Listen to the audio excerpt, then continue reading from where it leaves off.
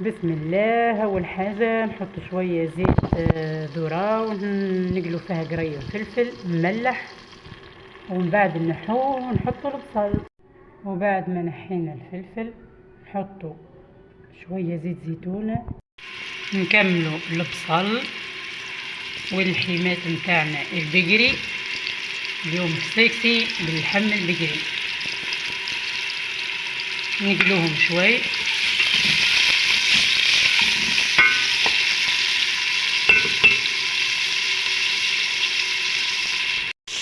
وبعد ما تقلى اللحم مليح نحطو الملح، شوية كركم يعطي هكا اللون المزيان، وشوية فلفل أكحل. نحطو مغرفة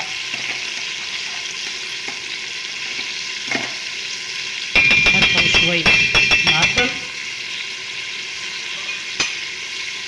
وكيف العادة الهروس بنة الماكلة التونسية، ونخلوهم يتقلوا شوي ونمرقوهم بشوية ما يسخون. وبعد ما فارت المرقة نتاعنا نحطو السفنارية، كعيبة لف تعطي البنة، والحمص،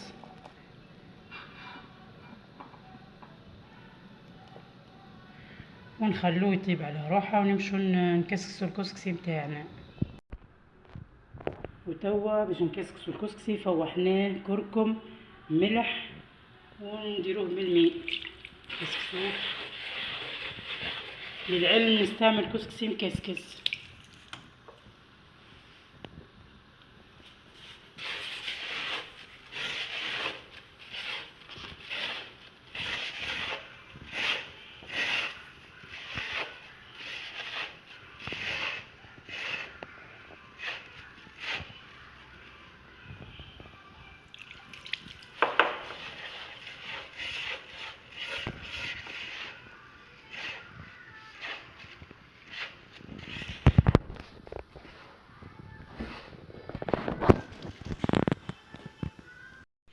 وبعد ما كسكسناه نديرو له شويه زيت باش يولي كل كعبه وحدها، ونحطوه في الكسكاس يفور. وتوا نخلوه يبوخ على راحته فوق الكسكاس، ومن بعد نرجعوا له. وبعد ما طاب اللحم شطر طياب والخضره متاعنا بدات تطيب على كيف، نحطوا القرع